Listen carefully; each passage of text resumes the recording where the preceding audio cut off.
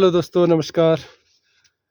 दोस्तों, मौसम कुछ ऐसा हो गया है कि बारिश बारिश बारिश, रोज़ बारिश, और बारिश के साथ ठंड भी बहुत, सर्दी भी बहुत ज़्यादा।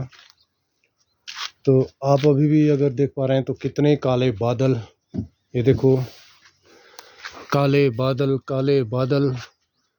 इस साल पता नहीं क्या हो गया कि बहुत ही मुश्किल हो गया है, खासकर किसानों के लिए, क्योंकि फसलें लगी है और फ्रूट में तो वैसे भी बहुत।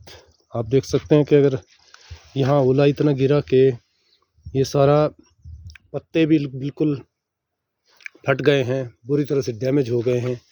क्योंकि मेरे पास 3-4 नेट की कमी पड़ गई, मेरे पास नेट कम हो गए, तो ये नेट जो मैंने लगाए थे गिनीगर के, ये मुझे दोबारा नहीं मिले।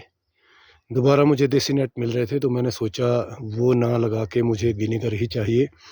तो 4-5 नेट की कमी पड़ गई, तो वो फिर मेरा ये बीच का एरिया थोड़ा रह गया। बाकी तो लगभग नेटिंग मैंने कर दी थी पूरी। तो ऐसा ही है दोस्तों, विलेज लाइफ अपने आप में बहुत डिफरेंट लाइफ है। आपको मैं दिखाऊं अपने सामने का एरिया, ये सिरमौर है, ये हमारा लिहाट बाग, और भी बहुत सारे एरिया यहाँ से नज़र आता है। और बादल लगे हैं, तो बादलों के बीच मौसम बहुत ही सुहावना लगता है, बहुत ही प्लेजेंट लगता है, क्योंकि ना गर्मी है, अभी सर्दी ज़रूर है, सर्दी बहुत ज़्यादा हो गई। और मेरी फुलवारी में आपको मैं दिखाऊं, नन्हे नन्हे मेहमान आ गए हैं। ये छोटे छोटे फूल अभी आने वाले हैं, और ये फूल तो दोस्तों बना ही रहता है। ये विंटर्स में भी आता है और आजकल भी आता है। ये मुझे लगता है कि सदाबहार प्लांट है, इसमें पत्ते हरे ही रहते हैं। और बाकी ये प्याज लहसुन लगाया था मैंने, ये मैं सब्जी के लिए यूज़ करता हूँ। साथ साथ थोड़ा थोड़ा निकालते हैं और सब्जी में डालते हैं। धनिया भी मैं इन्हीं क्रेटों में लगाता हूँ, और थोड़ा थोड़ा निकलता है तो लगाते हैं। ये लहसुन है। ऐसा ही है दोस्तों, फुलवारी है अपना, किचन गार्डन कहें आप, कुछ भी कहें। बहुत अच्छा लगता है कि अपने चीज़ों का यूज़ किया जाए। ये क्रेटे मेरे पास कुछ टूटी फूटी क्रेटे हैं, और ये टायर्स जो अपने यूज़लेस हो जाते हैं, उसका हम इसको रीयूज़ करने की कोशिश करते हैं। ये पुदीना। और दोस्तों, जीवन में क्रिएटिविटी होना बहुत ज़रूरी है, चाहे वो किसी भी क्षेत्र में हो। वो आपके इंटीरियर डेकोरेशन की हो, आपके आंगन की सजावट की हो, आपके फैशन डिज़ाइनिंग की हो, आपके लिखने की हो, किसी भी प्रकार की क्रिएटिविटी ज़िंदगी को तरोताज़ा बनाए रखती हैं, ऐसा मैं मानता हूँ।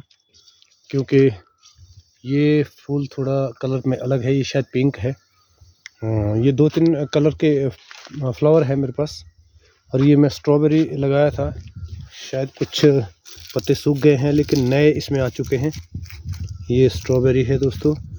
ये स्ट्रॉबेरी हम लगाते हैं, कई बार अच्छा फ्रूट लगता है, लेकिन उतना बड़ा फ्रूट तो नहीं आता, क्योंकि ये स्ट्रॉबेरी जो है फ्रूटिंग के लिए इसको गर्म इलाके में लगाया जाता है, जैसे पंजाब हरियाणा वगैरह में।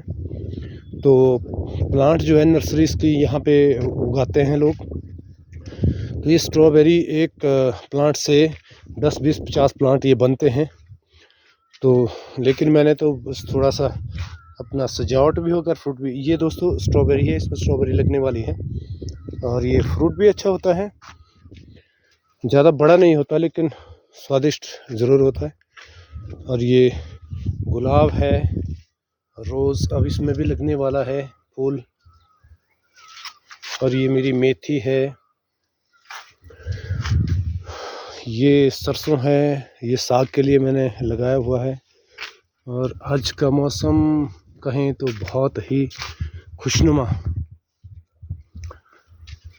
आज मौसम बड़ा बेईमान है, बड़ा बेईमान है आज मौसम, आने वाला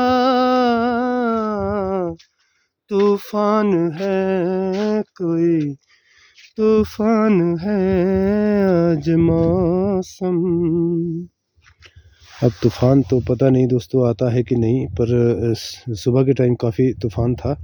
ये देखिए छोटे छोटे फूल यहाँ भी नज़र आ गए। ये 2-3 प्लांट मैंने साथ में लगाए हुए हैं। वो इसलिए लगाता हूँ मैं कि कोई प्लांट यहाँ सर्वाइव करे ना करे, कोई तो चलेगा, तो इसलिए मैं 2-3 वैरायटी के प्लांट एक गमले में लगाता हूँ अक्सर।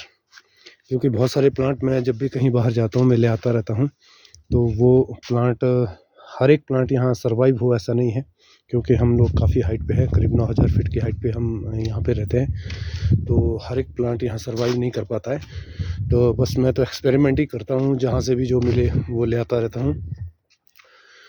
तो इसीलिए 2-2, 3-3 प्लांट मैं साथ में लगाता हूँ कि उनमें से कोई तो ज़रूर चलेगा, और चलता भी है। ये देखिए ये भी फूल बहुत अच्छा है।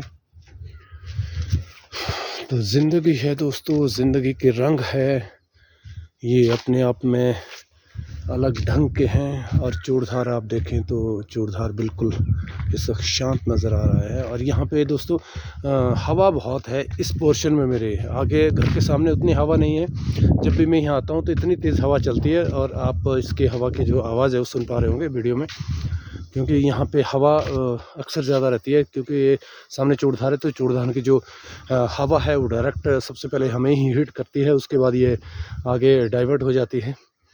तो और सामने के जो इलाका है वहाँ पे ये हवा यहाँ से टच होके जाती है। तो कहने का मतलब ये है कि हम लोग चूड़धार के बिल्कुल साथ में है, तो हवा का जो ठंडी हवा का आना जाना यहाँ निरंतर रहता ही है। तो गर्मी हमने कभी यहाँ देखी नहीं है, और होती भी नहीं है। सिर्फ इतना है कि जब कभी धूप होती है और हवा नहीं चलती है तो शांत वातावरण है, थोड़ी धूप खिल जाती है, तो उस दिन महसूस होता है कि गर्मी है। लेकिन सुबह और शाम कभी भी यहाँ गर्मी महसूस नहीं होती है। यहाँ पे सर्दी बिल्कुल यूँ समझिए कि जैकेट और स्वेटर तो हमें 12 महीने ही पहनना होता है। आप देख पा रहे हैं कि मेरे पास जैकेट है, स्वेटर भी है। तो ये है दोस्तों यहाँ की एलिवेशन। सर्दी तो रहती है, ठंड भी रहती है, और खुशी की बात यह है कि एनवायरनमेंट इतना क्लीन और पेवर जो हमें मिल पाता है वो शायद कहीं और ना हो, मेरा ऐसा मानना है। तो ये इसीलिए कि हम लोग आप देख पा रहे हैं कि प्रकृति की बिल्कुल गोद में हम बसे हुए हैं, और जंगल के चारों तरफ हम अगर देख पा रहे हैं तो जंगल हमारे घर के चारों ओर है। तो ये सब बना हुआ है दोस्तों, प्रकृति का अपना हिसाब है, अपना किताब है।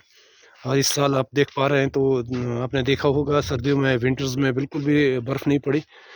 तो वो बर्फ़ शायद अब कभी ओले के रूप में गिर जाती है, कभी वो बारिश के रूप में बरस पड़ती है। तो ये मौसम का फ्लक्चुएशन दोस्तों, ये मैं समझता हूँ कि हमारे कारण ही है, क्योंकि प्रकृति के साथ छेड़छाड़ ना हो ऐसा हो ही नहीं सकता। जनसंख्या बढ़ रही है, रिक्वायरमेंट्स बढ़ रही है, तो प्रकृति के साथ छेड़छाड़ तो स्वाभाविक है, होगी। पर मैं एक चीज़ मानता हूँ कि प्रकृति के साथ छेड़छाड़ तो रहेगी, रहती भी है और आगे भी रहेगी, लेकिन उसको कम करने के लिए आप कुछ कोशिश कर सकते हैं। आप प्लांटेशन कर सकते हैं, खाली जंगल में जब भी बरसात होती है आप प्लांट्स लगाएं, और ये सब चीज़ें करें। तो और जितना हो सके प्रकृति को कम यूज़ में लाएं, जैसे लकड़ी है या चारा है, तो वो जितना हो सके जितना ज़रूरत है उतना लाएं। कई बार क्या होता है कि आपको ज़रूरत कम है तो आप उसको एक्स्ट्रा दोहन या ज़्यादा दोहन भी करते हैं, अपना स्टॉक बना लेते हैं या कुछ कर लेते हैं। ऐसा ना करें, क्योंकि आप जी रहे हैं, आपके बाद भी कई पीढ़ियाँ जिएगी, उनको भी ज़रूरत है, और हमने तो अपना समय निकाल के चले जाना है इस दुनिया से। तो जो बाकी हमारे पीछे पीढ़ियाँ होगी उनके लिए भी कुछ बचा के रखें तो ज़्यादा बेहतर रहेगा, क्योंकि ये ज़िंदगी, ये दुनिया तब तक ही टिक पाएगी जब तक ये प्रकृति है। जिस दिन ये प्रकृति नष्ट हो जाएगी उस दिन आप सोच भी नहीं सकते कि ये दुनिया सर्वाइव कर पाएगी। जी हाँ, बिल्कुल, जंगल है तो जीवन है, अन्यथा जीवन संभव ही नहीं है जंगल के बिना। तो ऐसा ही है दोस्तों, बनाए रखें अपने प्रकृति को, अपने एनवायरनमेंट को बचाएं और अपने आने वाली पीढ़ियों को भी बचाएं, क्योंकि एनवायरनमेंट बचेगा तो आने वाली पीढ़ियां सर्वाइव कर पाएगी, अन्यथा आने वाली पीढ़ियां होगी ही नहीं। बहुत मुश्किल, बहुत ही कठिन समय से उनको गुजरना पड़ेगा अगर एनवायरनमेंट हमारा डैमेज हो गया तो। और आप सभी से निवेदन एक ही रहेगा कि आप मेरे चैनल को सब्सक्राइब तो करें ही, और साथ में अपने ग्रुप्स में, अपने व्हाट्सएप ग्रुप में, अपने फेसबुक जैसे भी हो शेयर कीजिए, ताकि ज़्यादा से ज़्यादा लोग एक्सप्लोर कर पाएँ। पहाड़ी जीवन है, विलेज लाइफ है, अपने आप में अनूठा है, डिफरेंट है। बिल्कुल, थैंक यू, धन्यवाद।